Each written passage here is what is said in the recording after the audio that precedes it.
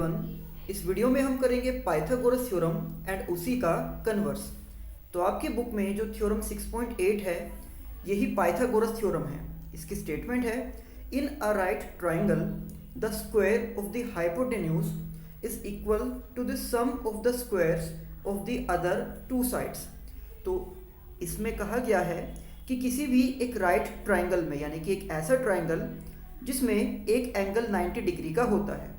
और उसी 90 डिग्री के एंगल के अपोजिट की जो साइड है उसको हम बोलते हैं हाइपोटेन्यूज। तो यहाँ पर कहा गया है कि square of the hypotenuse means H square, ये इक्वल होता है is equal to the sum of the square of other two sides, यानी कि बाकी के जो दो साइड्स हैं जिनमें से हम एक को बोलते हैं बेस और दूसरे को बोलते हैं इसका एल्टीट्यूड या फिर परपेंडिकुलर। तो यहाँ पर कहा गया है कि जो हाइपोटेन्यूज का स्क्वायर होगा वो इक्वल होता है उसके बेस के स्क्वायर और परपेंडिकुलर के स्क्वायर के। तो अब यहाँ पर इसको प्रूफ करने के लिए जैसे कि आप देख सकते हो कि we are given a right triangle A B C right angled at B. तो यहाँ पर हमने एक राइट एंगल ट्राइंगल ड्रॉ किया है जिसका नाम है ट्राइंगल ए बी सी, और इसका जो एंगल बी है वो 90 डिग्री का है। वैसे आप राइट एंगल ट्राइंगल को इस तरीके से या फिर इस तरह से उसको ड्रॉ करते हैं, बट यहाँ पर इसको इस तरह से ड्रॉ किया गया है। आप देख सकते हो कि ये एक राइट एंगल ट्राइंगल है ए बी सी और इसमें जो बी है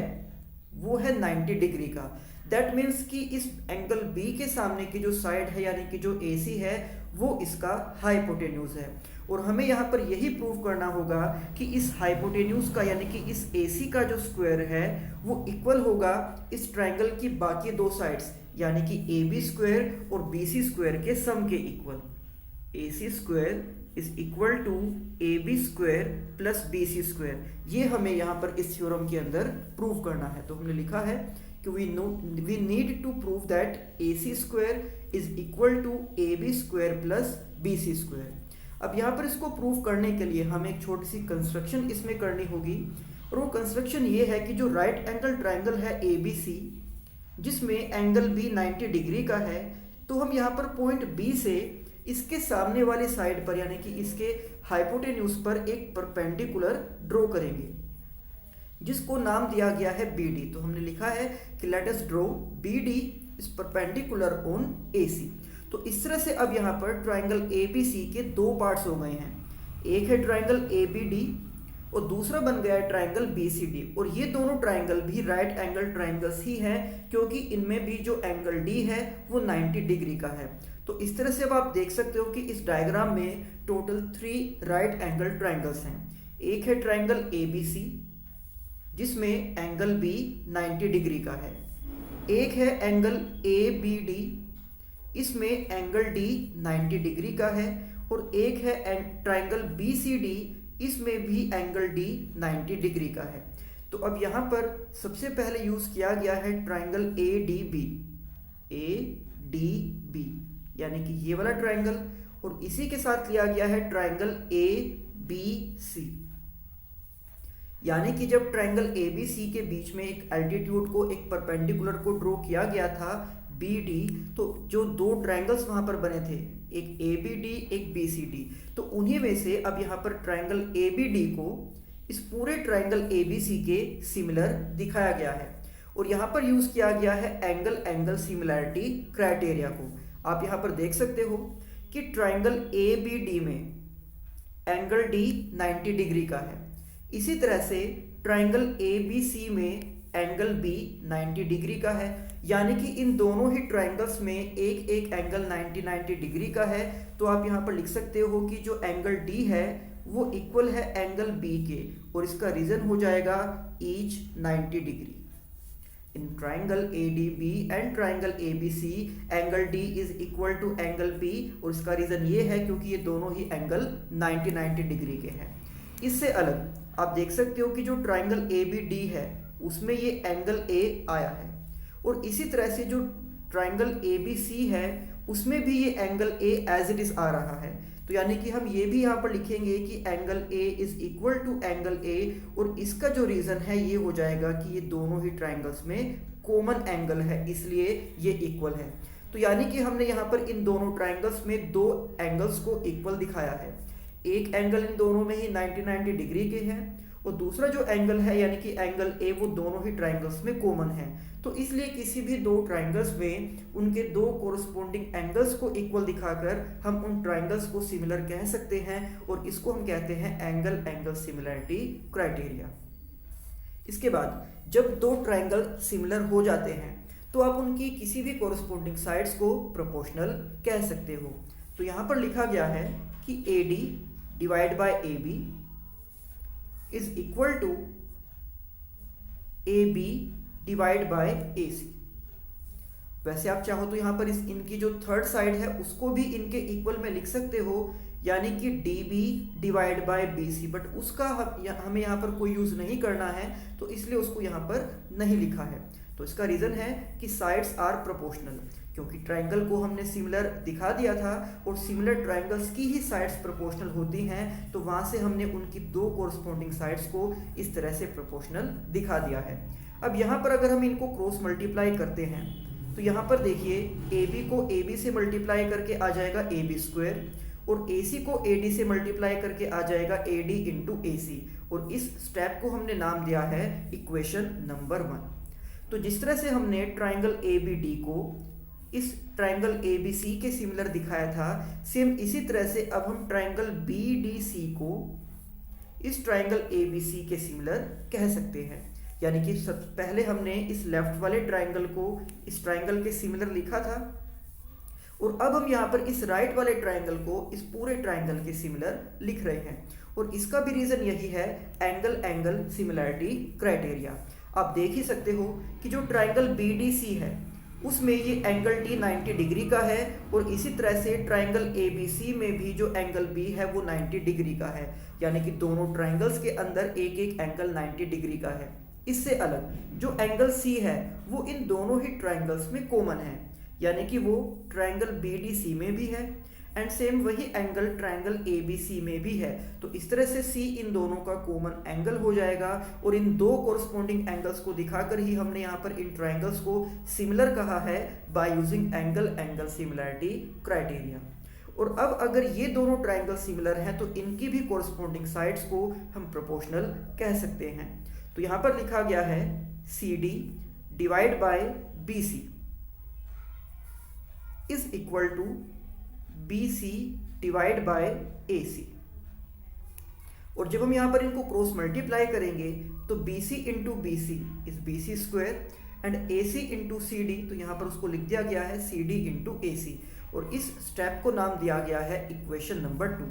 अब इसके बाद यहाँ पर इक्वेशन 1 एंड इक्वेशन 2 इन दोनों को हम एक साथ ऐड करेंगे। तो यहाँ पर इनकी लेफ्ट हैंड साइड को एक साथ ऐड किया जाएगा, means AD into AC plus CD into AC,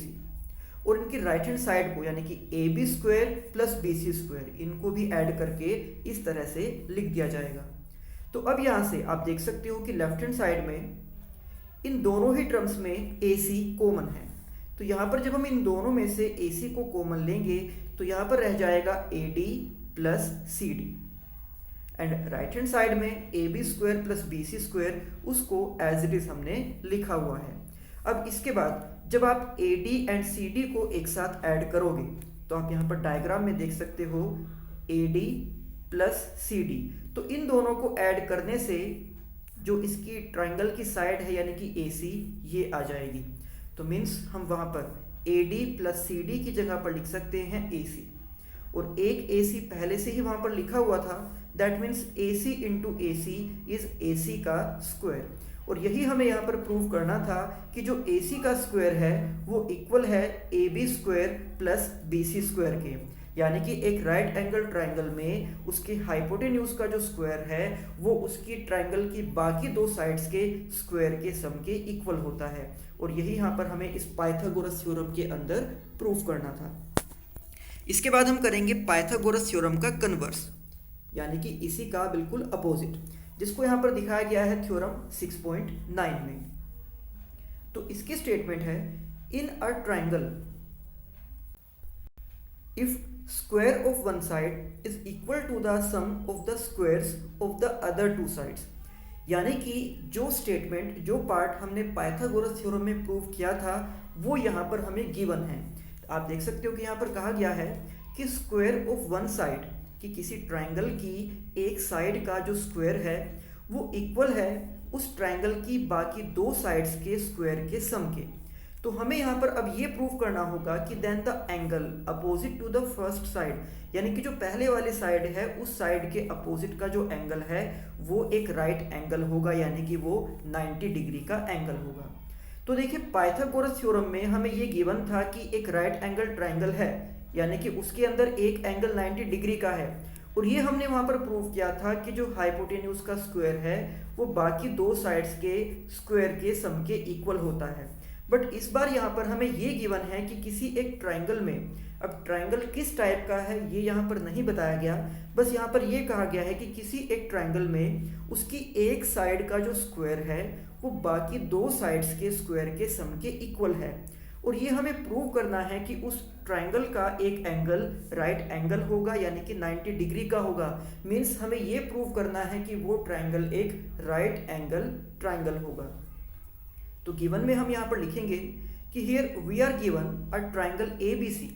in which AC square is equal to AB square plus BC square, कि कोई एक ट्रायंगल है जिसका नाम है ABC और उसमें AC का जो स्क्वायर है वो उस ट्रायंगल की बाकी दो साइड्स के स्क्वायर के सम के इक्वल है।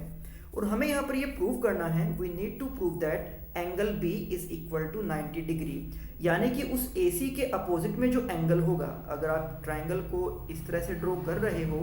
ABC, और अभी इसमें केवल इतना गिवन है कि AC का स्क्वायर इक्वल है AB square plus BC square के, तो हमें ये प्रूव करना है कि जो AC के अपोजिट में एंगल है यानी कि B वो 90 डिग्री का एंगल होगा। तो अब इसको प्रूव करने के लिए यहाँ पर हमें कंस्ट्रक्शन करनी होगी। To start with we construct a triangle PQR right angled at Q। तो देखिए ट्रायंगल ABC के बारे में हमें ये गिवन नहीं है कि ये राइट एंगल ट्रायंगल है या नहीं, ये हमें प्रूव करना है कि इसका एंगल भी 90 डिग्री का होगा। मीन्स हमें यहाँ पर अभी ये triangle ABC right angle triangle नहीं दिया गया है, तो हम खुद अपनी तरफ से एक राइट एंगल ट्रायंगल PQR को ड्रॉ करेंगे जिसका एंगल Q 90 डिग्री का होगा। और ये ट्रायंगल इस तरीके से ड्रॉ किया गया है कि जो इस ट्रायंगल की साइड PQ है वो ट्रायंगल ABC की साइड AB के इक्वल होगी। मीन्स यहाँ पर जो PQ है वो AB के इक्वल है, और इसी तरह से जो उस ट्रायंगल PQR की साइड QR है वो इक्वल है BC के।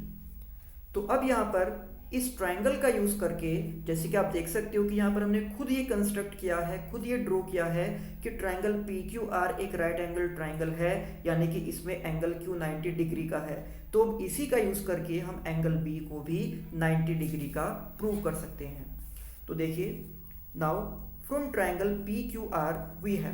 तो देखिए जैसे कि ये हमने खुद ड्रॉ किया है कि ट्रायंगल PQR एक राइट एंगल ट्रायंगल है, दैट मीन्स कि हम इसमें पाइथागोरस थ्योरम यूज कर सकते हैं। और पाइथागोरस थ्योरम ये कहती है कि किसी भी राइट एंगल ट्रायंगल में उसके 90 डिग्री के एंगल के सामने वाले जो साइड है,